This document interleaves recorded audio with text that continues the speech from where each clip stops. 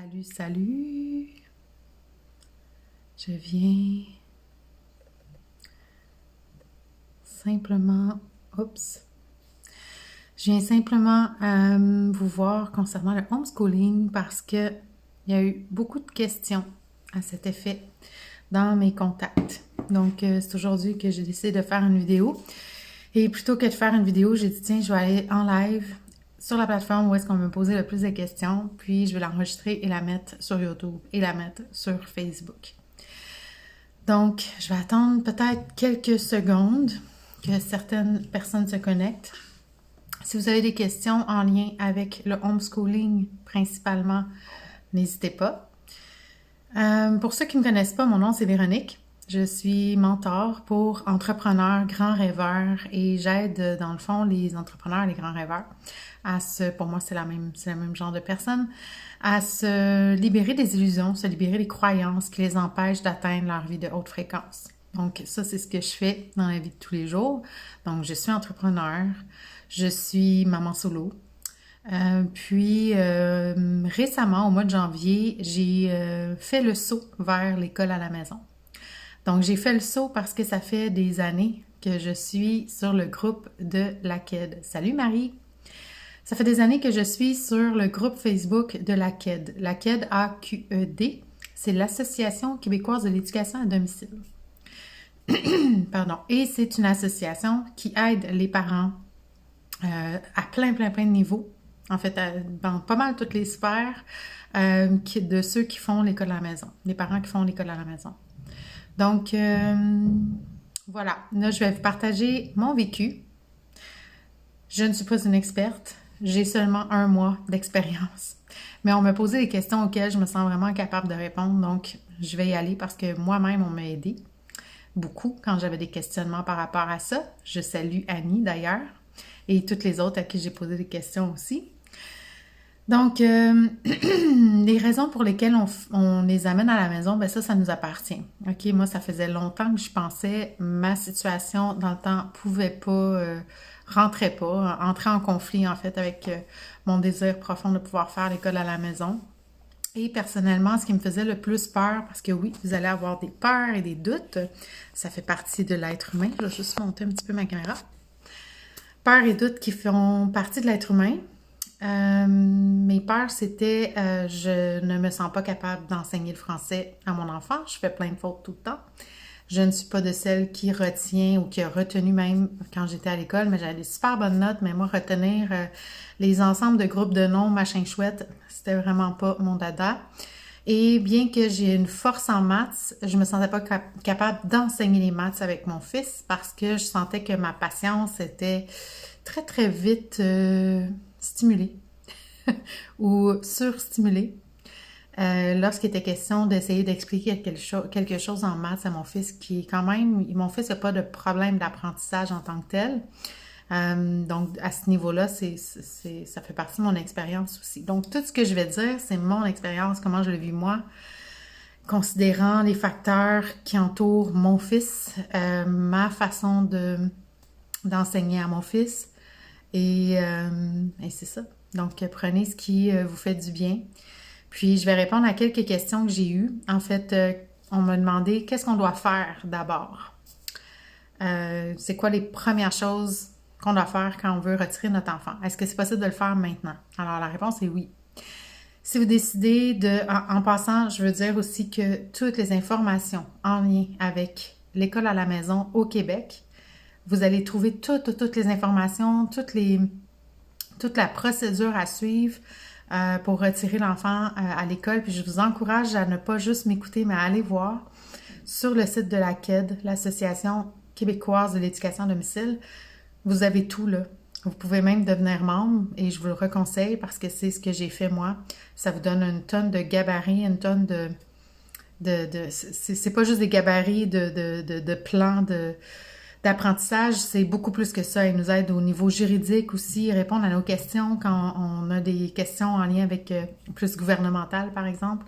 Salut Geneviève! Donc c'est ça. Alors, est-ce qu'on peut enlever nos enfants de l'école n'importe quand? La réponse est oui. Ce qu'on doit faire, si on retire notre enfant, par exemple, en date du 7 mars, je vais prendre une date qui s'en vient, ben on a 10 jours pour aviser la DEM. Et là, je n'ai pas fait ma petite recherche parce que je me rappelle jamais. DEM, c'est quoi l'acronyme exactement? Salut! C'est, en tout cas, je sais que c'est le ministère de l'Éducation. Là, je suis pas entrée sur la bonne... mais en tout cas, c'est le ministère de l'Éducation, OK? DEM.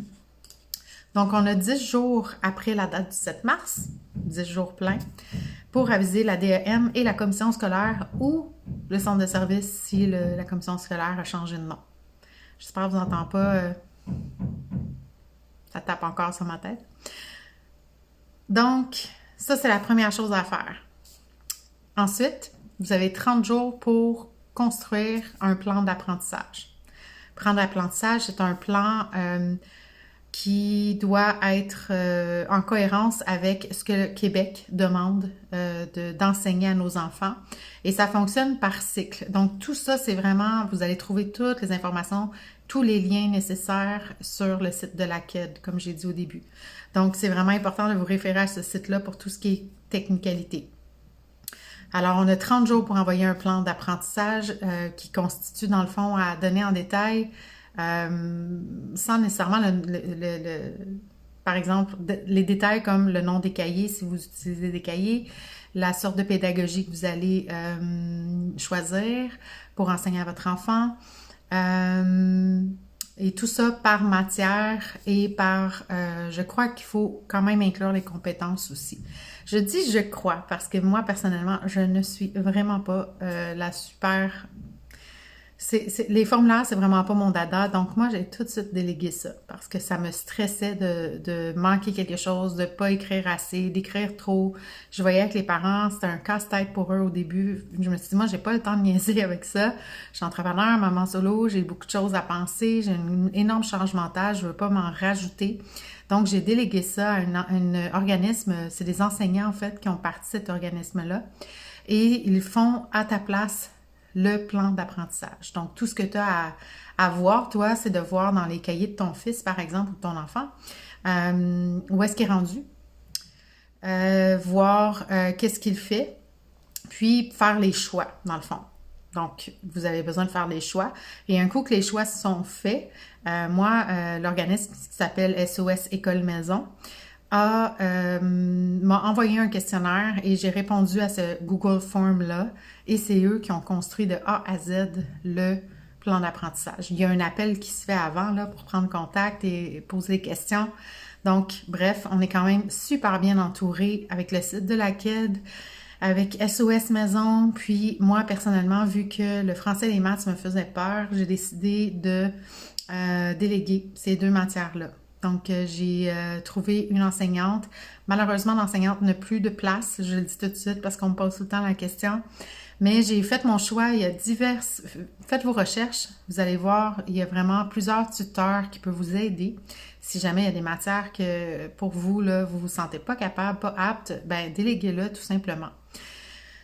Il y a, si votre enfant est bilingue, des écoles qui, en ligne, carrément, que souvent ceux qui voyagent beaucoup, qui font le tour du monde avec leurs enfants, utilisent. Donc ça peut être une option intéressante aussi. Sinon, on me posait la question, est-ce que la commission scolaire va t'empêcher de prendre un tuteur ou quelque chose comme ça? Ça ressemblait à ça la question. C'est une fausse rumeur parce que, ou en tout cas, je ne verrai pas pourquoi.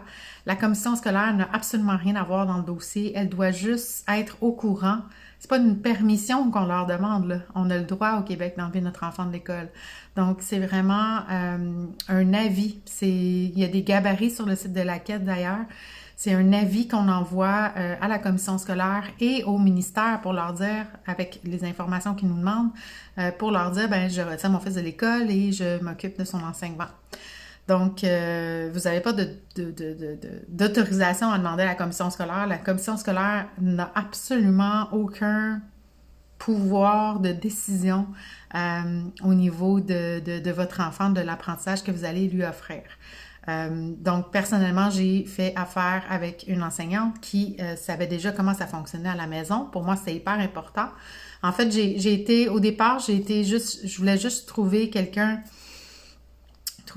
qui allait être à l'écoute de l'intérêt de mon fils, qui allait aussi avoir une pédagogie beaucoup plus jeu, activité que cahier, parce que mon fils, le cahier, on le perd. Puis c'est pas parce qu'il comprend pas, c'est parce qu'il y a ça. Donc, on le perd. Je préfère me tourner vers, puis c'est ça qui est beau de l'enseignement à la maison, c'est qu'on peut vraiment s'adapter aux intérêts de l'enfant. Puis on peut s'adapter à son style d'apprentissage, on peut s'adapter au niveau de son rythme. Donc, c'est vraiment complètement autre chose que ce que vous avez peut-être vécu en mars, avril, mai, juin de l'année dernière. Complètement autre chose. Au niveau de l'horaire, d'ailleurs, pour revenir à l'enseignante, moi, l'enseignante, elle m'offre un bilan mensuel de ce qu'elle a fait. Je le dis parce que je trouve ça super important que les tuteurs puissent se mettre à s'adapter en fait avec ça.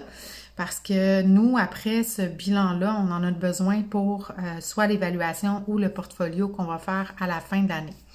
Donc, et il y a aussi une rencontre biannuelle qui a lieu avec une personne ressource qui nous est attitrée de par la DEM.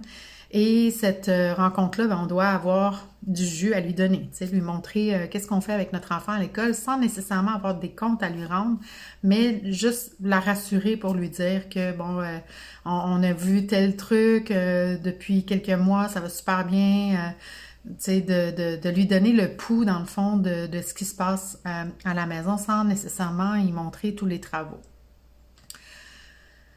Ceci dit, je respirais, on dirait que j'avais oublié de respirer. On a 30 jours pour envoyer le plan d'apprentissage à partir de la date du 7 mars. Admettons que vous décidez que c'est le 7 mars. Donc ça, je pense que je l'avais dit. Socialisation. C'était une des premières questions qui revient tout le temps. Est-ce que mon enfant va socialiser? Oui, mais on est à une époque spéciale en ce moment. Hein? Et il y a les musées qui viennent tout juste de rouvrir, je crois, puis je suis même pas certaine. Comme tout est fermé, ça limite vraiment nos déplacements. L'école à la maison en ce moment est vraiment dans une espèce de cocon bulle. Donc, c'est vraiment un temps particulier. Mais oui, il y a toujours moyen de trouver des solutions de socialiser, tu sais. On peut se former, par exemple, ça c'est des suggestions que je fais, là. On peut se former des groupes bulles d'enseignement à la maison, tu sais. Il n'y a pas de problème avec ça. On peut faire des rencontres via Skype ou via Zoom. C'est déjà une idée pour socialiser. Peut-être faire des activités, s'entendre avec d'autres parents qui ont des enfants du même niveau. Puis sur le site de la CAID, vous allez trouver le groupe Facebook de la CAID. Il y a 8000 personnes là-dedans. Là. Donc, vous allez trouver quelqu'un, c'est sûr, qui a du même groupe d'âge que votre enfant ou du même niveau. Puis quand je dis niveau, attention parce que oui, on garde quand même en tête que, par exemple, mon fils est en 4e année, mais ce qui est prévalu au niveau du ministère, c'est vraiment le cycle. Donc, premier cycle, deuxième cycle, troisième cycle du primaire. Puis, comme ça permet justement à l'enfant qui a besoin d'aller plus vite, il peut continuer dans son cycle. Puis, il peut continuer au cycle suivant aussi. Donc, niveau socialisation, tout ça pour dire que il y a moyen de trouver des solutions. Donc, vous voyez avec votre enfant, discutez-en avec lui. Comment est-ce qu'il voit ça aussi? Impliquez-le. Pour moi, c'est hyper important de l'impliquer. Personnellement, ce qu'on fait, mon fils, il joue à des jeux vidéo. Ça fait partie des prochaines questions. Il joue à des jeux vidéo et il socialise beaucoup à ce niveau-là en ce moment parce que c'est ce qui est là en ce moment. Puis à un moment donné, il faut arrêter de se sentir coupable, de se sentir honteux, de se sentir mal face à ça. C'est ça qui est là en ce moment. On a tout en nous pour pouvoir traverser ça, puis on a tout en nous pour pouvoir changer ça quand ça viendra le temps, puis quand on va pouvoir se réunir à nouveau. On a des amis, comme je disais, groupe bulle. Donc, Arthur, il y a un ami en particulier, des fois deux, mais c'est très rare, puis il se voit pas vraiment. Mais il y a un ami en particulier qu'on voit beaucoup plus, puis on se rencontre dans un parc et ça finit là. Mais ça, c'est moi qui décide ça. Je ne pense pas que je suis une rebelle qui va à l'encontre des lois. Ma santé mentale, la santé mentale de mon fils qui est gravement impliquée dans tout ça aussi, est beaucoup plus importante pour moi. Ça, c'est vraiment mon avis. Vous n'êtes pas obligé d'avoir le même avis, puis je vous aime pareil. Est-ce que ça prend beaucoup de patience? Je vais revenir sur la socialisation. Donc, quand on va pouvoir se réunir à nouveau, ce que les parents de l'école à la maison font, parce que si votre but, c'est juste de l'enlever pour la pandémie, c'est correct. Mais si votre but, c'est de profiter de ça, de cette situation-là, comme moi, j'ai fait en janvier pour l'enlever pour de bon, en tout cas pour le primaire, la socialisation, on peut la faire avec des parents. Comme par exemple, il y a des parents qui vont se mettre ensemble, tu sais, juste 2 familles, là, 1, 2 enfants, 3 enfants, et une journée, les enfants vont aller une journée par semaine, les enfants vont aller chez l'autre parent, vont pouvoir jouer, s'amuser, apprendre ensemble, et l'autre journée par semaine, tous les enfants se ramassent chez l'autre enfant. Donc, c'est pas illégal, c'est pas une école illicite, là, ou illégale plutôt. C'est vraiment juste de contribuer ensemble à l'enseignement de nos enfants. Donc, ce serait la même chose si on irait en virtuel sur Zoom dans une classe d'enfants. Parce que ça aussi, ça existe des tuteurs qui font des classes. Vraiment, informez-vous. Vous allez trouver même sur le groupe Facebook de laquelle vous allez absolument tout trouver. Posez vos questions, mais allez voir dans la petite loupe avant. Mais sinon, posez vos questions, puis vous allez vraiment, vraiment tout trouver. Je vais prendre une petite gorgée. Est-ce que ça prend beaucoup de patience? Cette question m'a fait bien rire. Parce que, ça dépend. Ça dépend de...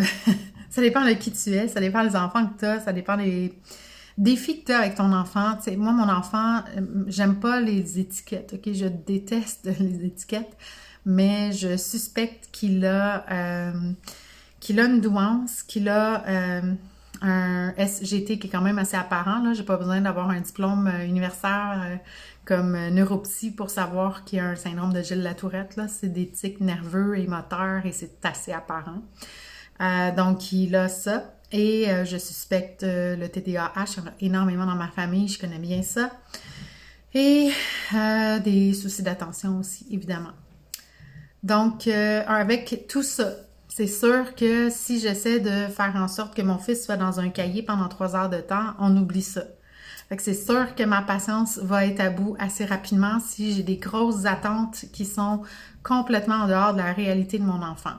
Donc, c'est vraiment important de... Tu sais, quand on prend cette décision-là, c'est parce qu'on a à cœur notre enfant, puis il serait peut-être temps justement qu'on commence à l'écouter. Parce que même si on est la figure parentale, notre enfant est là pour nous apprendre à nous aussi. Donc, juste de voir et d'écouter, d'être à l'écoute de ce qu'il a envie, de comment il a envie. Les enfants, ils apprennent naturellement. Tu sais, il y en a beaucoup qui font aussi du unschooling, qui les enlèvent complètement du système très dirigé, très cadré. Moi, personnellement, je sais que mon fils, il ne fitterait pas du tout là-dedans, mais je sais que les enfants sont capables d'apprendre tout seuls. C'est sûr que, bon, ce ne serait pas un cours spécialisé de l'université, là, hein, mais au niveau du primaire, au niveau du langage, si on est là pour les supporter puis qu'on n'est pas sur notre tel ou sur notre ordi à journée longue, mais qu'on est avec eux et qu'on fait partie prenante de leur éducation, nos enfants peuvent apprendre beaucoup plus que ce qu'ils peuvent apprendre à l'école aujourd'hui. Mais ce qui arrive, c'est que on vit dans une société où est-ce qu'on a besoin de travailler, hein? Puis ça fait en sorte qu'on est peut-être un peu moins avec nos enfants. Ceci dit, l'autonomie aussi, c'était une des questions parce que souvent c'est une peur. Hein? Mon enfant n'est pas autonome, il va falloir que je sois avec lui toute la journée à faire ses travaux. Donc ça, c'était une de mes peurs et on me l'a posé aussi. Et mon fils n'était pas quelqu'un de très, très autonome. Mais parfois, juste le fait d'être à ses côtés, tu sais, de sentir qu'il n'est pas tout seul, là, d'être à ses côtés, mais que je travaille pendant que lui, il fait autre chose, même s'il me le demande, hein, et c'est un enfant, là, c'est sûr qu'il me demande « Maman, je veux que tu le fasses avec moi. » Puis je peux lui dire « Ben gars, je suis ici, commence toute seule, un bon 10-15 minutes, je vais travailler un peu, puis on s'en reparle. » Puis dans ce temps-là, ben, ça crée déjà une relation, c'est pas un non. C'est pas un non, je suis pas là pour toi, c'est oui, je suis là pour toi, mais essaie un peu tout seul. Puis l'autonomie de mon fils, moi, j'ai vu vraiment une amélioration depuis seulement 1 mois. Donc, il est capable de faire vraiment beaucoup de choses complètement tout seul, sans que je sois à côté de lui en train de lui tenir la main. Mon fils est en 4e année du primaire en passant, donc peut-être ça peut faire des reliances pour vous. Donc, au niveau de la patience, c'est vraiment ça, c'est vraiment d'être à l'écoute de son enfant. Ce qui m'amène aussi à dire, je voulais en parler plus tard, mais je vais en parler maintenant, du temps d'adaptation. Quand on enlève notre enfant à l'école, de l'école plutôt, c'est important surtout si c'est pour du long terme, OK? Je vais le préciser parce que je sais qu'il y a des parents qui veulent le faire juste à cause de la situation actuelle, ce qui est très légitime puis que je vous encourage à faire si vous pouvez. Mais si c'est pour pour du long terme, pardon, l'enfant a besoin et le parent et tout le monde qui est impliqué dans la maison, s'il y a d'autres personnes, ont besoin d'un temps d'adaptation. C'est une nouvelle réalité, c'est un gros changement qui se passe dans la vie de tout le monde. Donc, faut être doux, faut être bienveillant envers soi-même, faut être patient, faut ne pas trop se stresser en pensant qu'en prenant notre temps, notre enfant va moins apprendre ou il va être en retard. Ça, c'est complètement faux. Donc, l'enfant, il va apprendre 2 fois plus vite parce qu'il est en 1 à 1 de toute façon. Fait que le temps d'adaptation est super important. Puis ce que les gens ont calculé, ceux qui font l'école à la maison depuis très longtemps, c'est environ 1 mois par année scolarisée. Donc, mon fils est en 4e année, mais il a été quand même en maternelle aussi. Fait que moi, je dirais un bon 4-5 mois, là, que vraiment, ça puisse prendre un certain temps pour avoir un horaire complètement établi. Puis qu'on soit dans une espèce de, tu sais, que la roue de l'engrenage soit bien démarrée, puis que ça roule, tu sais. Donc, ça m'amène à dire justement que pour la semaine de relâche qui est là, ben moi, je fais aussi une semaine de relâche avec mon fils. Comme ça lui permet justement de socialiser à distance, du moins avec ses amis, qui sont aussi en semaine de relâche. Et nous, personnellement, cette semaine, là, ça nous tentait pas, mais pas du tout. Puis c'était dans le cas, c'était les deux, ça nous tentait pas. Donc, on s'est écouté, on a pris du temps ensemble, on a pris le même temps ensemble, mais on a fait plus des jeux. Puis mon fils le sait pas, mais j'ai fait plein de jeux qui ont en lien avec son apprentissage aussi. Puis des jeux, ça peut être aussi, par exemple, pour l'anglais, on utilise beaucoup Duolingo. Donc, on joue beaucoup avec ça. On écoute beaucoup de films en anglais. Tu sais, comme il y a plein de façons d'apprendre l'anglais autres que dans des cahiers. Il y a aussi des kits d'apprentissage, des kits je vais vous le montrer, je pense, mais il y a des kits qui existent pour faire des projets, par exemple. Laissez-moi 2 secondes. Ça se peut que ça fasse un vacarme parce que j'avais pas prévu ça, puis ça va faire tomber autre chose, peut-être. Je vous montre un kit pour la science, OK? Parce que moi, personnellement, j'ai délégué, comme vous savez, français-maths. Donc, en 4e année, j'ai besoin de regarder univers social, anglais et sciences et technologie. Et mon fils avait déjà pris des cours en début d'année, vu que je l'ai retiré au mois de janvier. Avait déjà pris des cours avec sa prof sur Scratch, S-C-R-A-T-C-H, qui est un site de programmation. Donc, Sciences Techno, ben on fait une partie techno. Puis, tu sais, comme les demandes du gouvernement pour Sciences Techno, c'est par exemple émettre une hypothèse, tu sais, savoir émettre une hypothèse, puis ça, c'est pour tout le 3e cycle, 2e cycle. Donc, émettre une hypothèse, trouver des solutions en cas de problème. Et il y en a un autre là, que j'oublie au niveau de la conclusion. Donc, faire une reliance en fait avec son hypothèse et qu'est-ce qui est arrivé pendant l'expérience. Donc, peu importe que ce soit une expérience scientifique ou une expérience reliée à la technologie. Donc, c'est assez global. Ça me donne, je trouve, une super belle liberté. Puis là, je vous donne 3 points, mais je sais qu'il y en a plus que ça. Donc, ça, c'est les attentes du gouvernement. Le reste, c'est nous qui décidons comment on fait. Donc, moi, j'ai décidé d'y aller par projet pour la science. Donc, mon fils hyper adore la science et la techno, son moment préféré dans la semaine. On en fait même 2-3 fois dans la semaine tellement qu'il aime ça. Donc, ça aussi, c'est le fun. C'est pas obligé d'être une fois par semaine, on fait de la science, puis on n'en fait pas plus. Une fois par semaine, on fait du français, puis on n'en fait pas plus. T'sais, on s'adapte à l'intérêt de l'enfant. La prof, l'enseignante que Arthur a à distance fait des maths et du français. Et pour vous donner une idée, pour un enfant qui a zéro problème d'apprentissage, je dirais que ce qu'on me dit, en fait, pour un enfant, là, vraiment de façon générale, ça va être environ 30 à 45 minutes de matière va équivaloir à 3-4 heures de cours. Donc, 30-45 minutes pour français par semaine, t'en as assez pour ce qu'un autre enfant du même niveau ferait en une semaine. Donc, ça vous donne une idée du temps que vous pouvez octroyer pour l'école à la maison.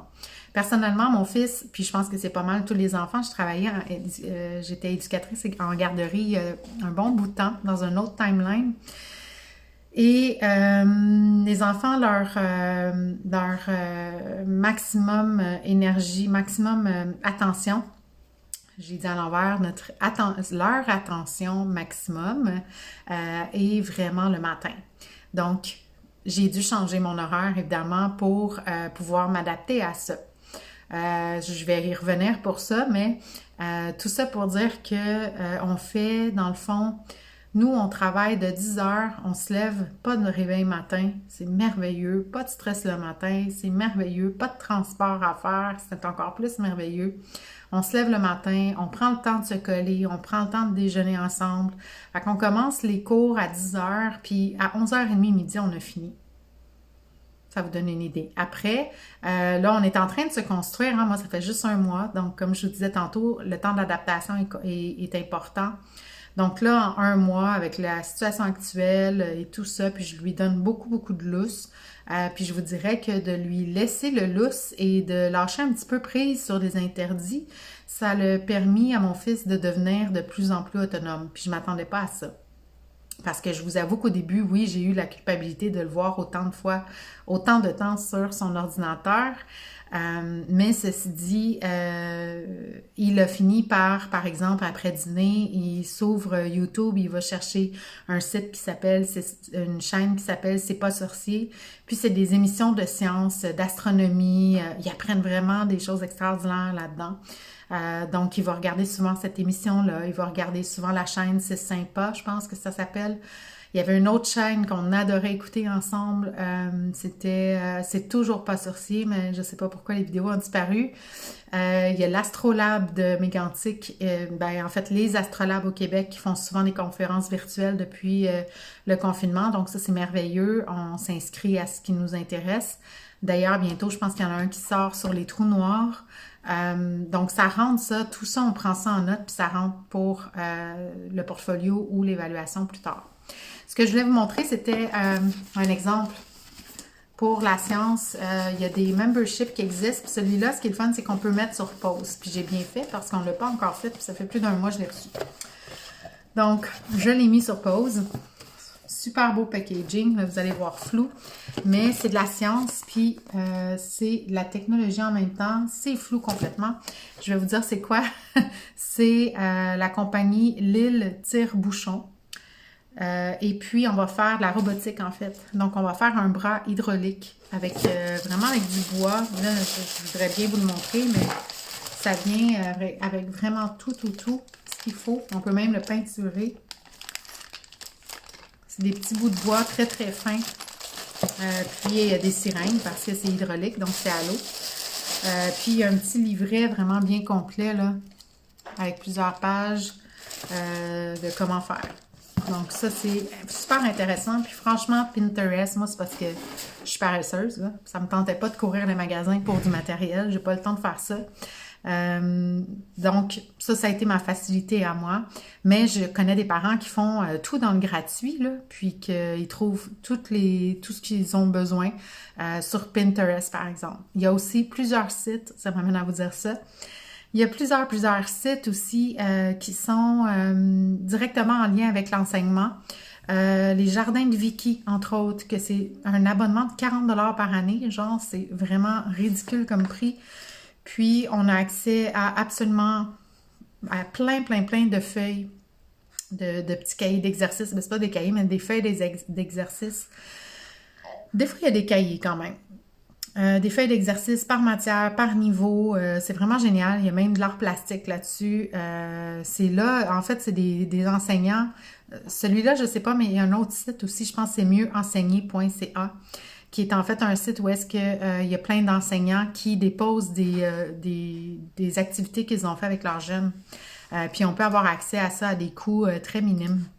Donc ça aussi, si jamais vous aimez les cahiers, vos enfants aiment les cahiers, ben il y a aussi la possibilité de s'acheter des cahiers, tout simplement, ou de continuer avec ceux que vous avez présentement si vous prenez votre décision en lien avec les nouvelles mesures sanitaires. Donc, ça prend beaucoup de patience. Quand peut-on les sortir? Quand peut-on les sortir? Ben n'importe quand, j'ai déjà répondu. Comment ajustes-tu ton horaire d'entrepreneur, école, pas trop d'écran? Tout ce qui est structure et organisation, OK? C'est vraiment du essai-erreur, premièrement. Donc, de penser qu'il faut faire un horaire du lundi au vendredi avec des heures très précises, j'y suis allée là et ça ne marche pas. Ça donne rien parce qu'en plus, en étant en période d'adaptation, il y a vraiment des matins où est-ce que, regarde, ça fonctionne pas, puis au lieu de juste envenimer la relation avec son enfant, ben c'est d'y aller d'une autre manière. C'est vraiment de trouver peut-être une activité qui va l'éveiller, puis peut-être de justement s'adapter de profiter de cette opportunité-là pour s'adapter à ses intérêts, à son rythme d'apprentissage surtout. Puis tu sais, des fois, les enfants, ils ont juste besoin d'aller jouer dehors pendant 1 heure de temps, puis après ça, là, ils sont super attentifs. Donc ça aussi, c'est un autre truc. Comment ajuster ton horaire? Donc, moi, comment ça fonctionne pour l'instant? Parce qu'on est toujours en temps d'adaptation, mais ça va quand même super bien. C'est que, parce qu'on a essayé quand même plusieurs choses dans le mois, depuis un mois, ben ça fait quand même 2 mois finalement. C'est que j'ai réalisé que vraiment le matin, c'est le summum. Puis, tu sais, mon fils, il a 9 ans, il est quand même bien conscient. Fait qu'on a essayé de faire l'école l'après-midi. Parce que ben, au début, j'avais des rendez-vous le matin. On a essayé de faire l'école l'après-midi, mais l'attention n'est pas là, l'intérêt est beaucoup moins là. Tu sais, il finit de jouer, je dois l'interrompre dans ses jeux pour l'amener à l'école, fait que c'était pas super. Fait que j'en ai parlé à mon fils, je l'implique tout le temps. Tu sais, moi, c'est vraiment une implication complète. Fait que j'ai dit, écoute, t'as vu, là, ça ne tentait pas. Donc, je pense que c'est mieux qu'on remette ça le matin. Puis c'est pas une demande que je lui fais, là. C'est un peu imposé, mais d'une façon quand même bienveillante pour qu'il sente qu'il est impliqué. Donc voilà. Donc, je lui ai aussi expliqué, hein, pour moi, j'explique tout, fait que je vous en parle en même temps. Mais j'explique tout à mon fils, comment ça va se passer, pourquoi est-ce qu'on fait les choses. C'est important pour l'enfant de savoir pourquoi. Il y a un besoin de savoir ça souvent. Donc, c'est peut-être cette patience-là des fois qu'il faut avoir avec notre enfant. Personnellement, je lui ai expliqué, par exemple, tu sais, on doit faire certains travaux que peut-être tu vas être moins intéressé à faire. Tu sais, écrire à la main, mon fils, là, il haït ça. Mais il n'y aura pas le choix parce que, à quelque part, j'ai besoin de rendre des comptes au ministère. Puis ça, je lui ai expliqué, tu sais, tu fais l'école à la maison, mais je dois quand même, moi, donner des comptes, tu sais, montrer que tu fais vraiment l'enseignement à la maison. Donc, il me faut des preuves, tu sais. Alors c'est ça. Il y a des activités comme ça. Il me faut un minimum de preuves en passant, grosse parenthèse, mais c'est environ 2 ou 3 exemples. Puis c'est pas obligé d'être des photos, là. Ça peut être juste écrire qu'est-ce qu'on a fait puis qu'est-ce qu'on a constaté de son apprentissage en tant que parent enseignant. Mais je pense que c'est 2 ou 3 preuves par compétence, par matière dans le portfolio si on choisit de faire un portfolio. Puis je vais vous en parler de ça pour ce choix-là. Comment ajuster ton horaire? Je reviens donc à ça. Mon horaire en ce moment, je me lève idéalement plus tôt que tout le monde. Plus tôt que mon fils. Et le matin, dans le fond, je me lève environ 2-3 heures plus tôt que lui. Donc, lui, il se réveille vers 9h, 9h30, 10h. Je me réveille plus tôt que ça, idéalement. Puis, je commence ma journée. Je fais ma petite routine matinale. Pour moi, c'est sacré. Ça me permet d'être disponible complètement pour mon fils et pour mes clients aussi. Donc, je fais ma routine matinale, je prends mon café, je prends mon temps, j'ai pas de stress. Puis ensuite, moi, je fonctionne dans mon entreprise par action inspirée. Donc, je fais qu'est-ce qui m'inspire sur le moment. Puis, quand mon fils arrive, ben, je suis complètement disponible. Je suis dans une super belle vibe, une belle vibration pour pouvoir être à l'affût de son intérêt de la journée, de comment il se sent et tout ça. Fait que là, après, on déjeune, 9h30, 10h. Puis, à 10h, 10h30 à peu près, on commence l'enseignement. Puis, moi, je lui demande toujours qu'est-ce qu'il veut faire. Qu'est-ce que ça lui tente de faire ce matin en lui donnant des choix. Parce que je vous ai dit tantôt, j'ai déjà essayé de faire, OK, le lundi, on va faire du français, le mardi, on va faire là, je dis français, mais j'en fais pas, mais le lundi, on va faire des sciences, le mardi, on va faire de l'histoire, le mercredi ici, puis ça fonctionne pas. Parce que si l'enfant, ça lui tente pas de le faire, on est ses parents, là. On n'est pas un enseignant qui a déjà une espèce de figure d'autorité très différente. Puis moi, étant maman solo, j'ai le rôle de nourricière et d'enseignante et de papa en même temps. Fait que ça me donne absolument rien pour mon énergie, pour la sienne, pour l'énergie de la maison, d'entrer en conflit avec lui. Fait que moi, j'y vais, puis de toute façon, dans mon entreprise, c'est comme ça. Moi, je fais ce qui me fait vibrer, le reste, je le délègue autant que possible. Donc, pour mon fils, c'est la même chose. Puis ça, c'est vraiment ma philosophie. Donc, allez-y avec la vôtre, là. Donc, je sais que dans la semaine, on doit voir tel travaux, on va avoir tel projet. Donc, je sais globalement qu'est-ce qu'on doit voir dans la semaine. Fait que c'est pour ça que je lui amène des choix. Puis je lui dis, est-ce que tu préfères faire de l'univers social ou de l'anglais? Puis des fois, on en fait 2 dans la même journée parce que récemment, on a décidé de se donner un congé par semaine. Fait qu'il a décidé la journée que ça lui tentait d'avoir un congé et le jeudi, pour lui, c'est congé. Donc, ça nous donne vraiment un gros laps de temps étant donné qu'on est tous les deux ensemble et que c'est plus mon horaire à moi qui est à s'adapter à ça. Puis pendant que lui, sa journée de congé, il peut voir ses amis, il peut jouer un peu plus longtemps, puis moi, je peux travailler un peu aussi. Mais sinon, le matin, je lui donne, comme je disais, 2 choix, 3 choix. Des fois, on va faire 2 choses dans la même journée, donc par lequel tu veux commencer. Puis, on y va comme ça. Donc, c'est très relax. C'est vraiment centré sur les intérêts de l'enfant. C'est sûr que ça prend... ça demande à lâcher prise beaucoup et à lâcher prise sur les attentes des résultats, à lâcher prise sur comment on s'imagine que ça va être, puis juste y aller avec le flow à chaque jour. Donc moi, c'est comme ça que ma vie, elle est menée de toute façon, même si je sais exactement quoi faire, que j'ai quand même une to-do list pour ma semaine. Des fois, j'ai 2, 3 vraiment tâches à faire dans ma journée, mais je m'en mets jamais plus, puis de toute façon, j'en fais toujours plus que ça. Donc, c'est la même chose avec l'enfant, tu sais. On met 1 ou 2, puis souvent, on étale ça, puis « Ah, tiens, ça me tente d'aller regarder tel documentaire » ou « Hey, ça te tente-tu d'écouter un film en anglais? » Tu sais, fait que on va faire de l'anglais en même temps. Fait que c'est vraiment de s'adapter avec l'enfant. C'est pas mal ça, sinon. Perdent-ils leur place à l'école par la suite? Ça, c'est une question qu'on me posait aussi. Et je ne saurais répondre pour tout le monde. Dans mon cas, mon fils allait à une école de musique.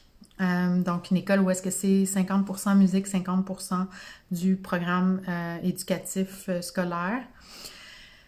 Et ça fonctionne par inscription depuis la 2e année. Et s'il s'en va, il perd sa place. Donc, moi, ça, oui, il va perdre sa place, mais la directrice, parce que, bon, on a emprunté le violon pour le reste de l'année parce que mon inscription était déjà faite pour septembre, quand j'ai pris ma décision. Moi, j'ai inscrit mon fils au mois de décembre, je pense, ou, ouais, je pense que c'est au mois de décembre que je l'ai inscrit, ou en tout cas, peut-être avant. Bref, l'inscription pour 2021 est déjà faite, fait que pour elle, c'est comme si mon fils retourne à l'école. Alors, il a pu garder son violon. Puis moi, je me suis dit, ben de toute façon, je vais aller le remettre d'ici juin ou en septembre, je vais aller le remettre sans souci. Puis, si jamais on décidait qu'il retournerait à l'école en septembre, ben il pourrait parce que son inscription est déjà faite, puis je l'ai pas annulée. Mais j'ai avisé personnellement la directrice, étant donné qu'il fait de la musique, qu'on adorait son école. C'est vraiment les mesures qui nous ont poussé beaucoup plus à faire le move plus vite, en fait. J'ai décidé d'aviser l'école, mais j'étais même pas obligée. Tu avises que la DEM et la commission scolaire, puis ça va être OK. Donc oui, normalement, l'école, l'enfant va perdre sa place à l'école, sauf si tu mentionnes qu'il revient en septembre. Il y a de bonnes chances qu'ils vont le garder, qu'ils vont pas le refuser. Parce que souvent, les écoles, ils ont des subventions par nombre d'enfants inscrits. Donc, s'ils désinscrivent ton enfant, ben ça leur enlève de leur subvention. Donc, normalement, à moins qu'il y ait vraiment une liste d'attente puis qu'ils se fichent un petit peu de cette subvention-là, normalement, si tu as déjà inscrit ton enfant depuis, je ne me rappelle plus quand on faisait les inscriptions, tu devrais pouvoir garder ta place. Donc, sinon, ben, c'est de t'arranger avec soit la psychoéducatrice ou avec la direction de l'école, puis de voir si c'est possible de juste, ben pas que si c'est possible, mais que tu t'as décidé d'enlever ton enfant, parce que moi, je ne pense pas qu'il faut demander la permission. Tu as choisi d'enlever ton enfant pour le reste de l'année scolaire, mais tu as l'intention qu'il retourne probablement en septembre, sous toute réserve, puis voir avec eux qu'est-ce qu'il est possible de faire. Il me semblait qu'il y avait autre chose que je voulais revenir là-dessus. Oui, c'était l'évaluation. Dernière chose. Il y a une évaluation, l'enfant passe... en fait, l'enfant n'est pas exempté des examens du ministère, à moins que, comme cette année, ils ont été annulés. Donc, normalement, en 4e année, il y aurait eu une épreuve de français. Il s'en sauve cette année, le petit chanceux. Mais... Mais sinon, ils ont ces évaluations-là qui sont obligatoires au Québec. À la fin de l'année, on a le choix, en tant que parent, de soit faire un portfolio, que c'est nous-mêmes qui formons. Il y a des gabarits, encore une fois, sur le site de la KED. Donc, il y a un portfolio, c'est vraiment, comme je disais, je pense que c'est 2 à 3. Il faudra aller vérifier, hein, comme je vous disais, allez voir, faites vos propres recherches pour tout ce qui est technicalité. Donc, 2 à 3 preuves ou en tout cas notes de ce qui a été fait par compétence, par matière. C'est-à-dire que si en maths, vous voyez la géométrie, l'algèbre, je dis vraiment n'importe quoi, là. La géométrie, l'algèbre, puis un autre truc de solution machin, il te faut 2 preuves par compétence pour les maths. Donc, 2, 4, 6 preuves au total pour les maths. Donc, ça vous donne une idée. Ça, c'est le portfolio. Si vous choisissez le portfolio, puis il y a aussi la possibilité de faire une évaluation par une enseignante qui a son permis d'enseigner. C'est très important qu'elle ait son permis pour faire l'évaluation. Et vous pouvez aussi choisir que, c'est ça que j'ai trouvé le fun aussi, par exemple, français-maths, je peux choisir qu'il fasse une évaluation, puis univers social, sciences et anglais, je peux demander à ce que ça soit un portfolio ou anglais, que ça soit aussi évalué. Donc, c'est très malléable à ce niveau-là. Personnellement, je trouve que les sciences, c'est l'univers social qui est en 4e année, par exemple, on voit la colonisation de la Nouvelle-France, du Québec, en 1645, et on a aussi 1845, et il y en a un autre que j'oublie, mais je trouve que ça se prête mieux aux activités. On est en train de former une maquette par rapport à l'apprentissage, à la lecture qu'on a fait. Au lieu que ça soit par écrit, nous, on va faire une maquette. Il va me la présenter aussi. Tu sais, fait que ça, c'est ça qui est le fun aussi, par exemple. La maquette, c'est comme un résumé de ce qu'il a appris en histoire. Il va devoir me la présenter. Oui, il pourra la présenter parce que je me mets quand même de connivence avec son enseignante. Donc, il pourrait la présenter à son enseignante. Ça lui fait du français oral. Donc, vous pouvez combiner souvent, c'est ça quand je dis de s'ajuster aux intérêts de l'enfant, c'est ça.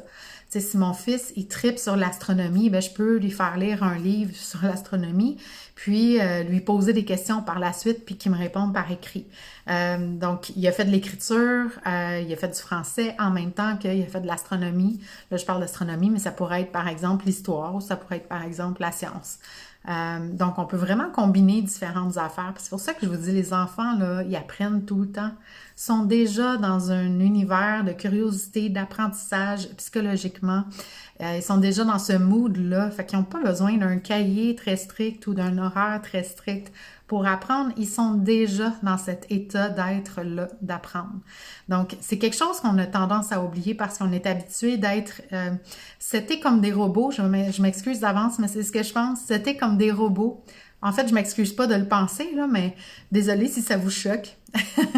On est setés comme des robots parce que on est allé dans une école très structurée avec des horaires très structurés, avec une éducation très structurée, puis il faut pas don't get out of the box, tu sais. Mais dans l'apprentissage de la vie, là, on apprend comme on peut apprendre beaucoup plus à condition qu'on est là en soutien à nos enfants, évidemment. Mais même l'enfant lui-même, tout seul, il peut apprendre énormément. Puis je sais pas pourquoi je pense à ça, mais par exemple, il peut apprendre beaucoup sur la science de la nature. En allant se promener en nature, là, il tombe sur un ver de terre, ça le fascine, il veut le ramener à la maison. Il commence à faire un élevage de vers de terre, puis on peut créer plein de projets en lien avec ça. Puis ça paraît même pas qu'il est à l'école. Fait que c'est vraiment merveilleux, ça nous amène une super grande liberté. Vous allez avoir des peurs, vous allez avoir des doutes, écoutez-les pas. Laissez-vous la chance de croire que si ça arrive dans votre vie puis que vous avez vraiment le désir de sortir votre enfant de l'école, suivez-le, ce désir-là. Ça va être la plus belle décision de votre vie, je vous le promets. Tu sais, malgré le fait que la situation actuelle n'est pas idéale, malgré le fait que le niveau de socialisation, il est aussi diminué dans les enfants qui font l'école à la maison en ce moment, mais d'habitude, c'est vraiment pas le cas.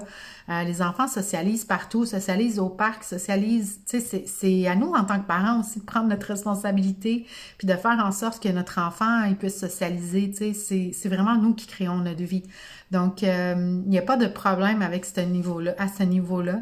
Puis, tu sais, je connais des parents qui font l'école à la maison, qui habitent dans des grandes régions, puis leurs enfants sont très bien socialisés aussi, là. Fait que ça, c'est vraiment un gros mythe qui tourne autour de l'école à la maison.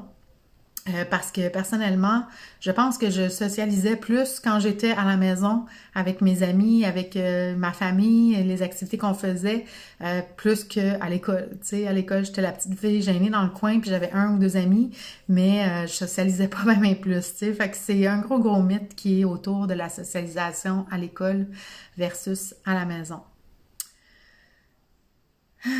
Donc, je pense que c'est tout. J'ai parlé déjà beaucoup. Si vous avez d'autres questions qui vous viennent, n'hésitez pas. Ça va me faire plaisir. On a fait la même chose pour moi, donc je vais juste passer le flambeau. Pour ce qui est des technicalités, vraiment, par exemple, aller au niveau de laquelle, mais si vous avez des peurs, des doutes, venez me voir, ça va me faire plaisir de vous réconforter parce que vraiment, pour moi, ça a été du bonbon. Mon fils qui, je vous le disais au début, en fait, je vous ai pas dit, mais il y a des troubles anxieux qui sont reliés à tout ce qu'il a comme particularité. Puis, ça fait en sorte que son anxiété a beaucoup diminué, il est beaucoup plus calme.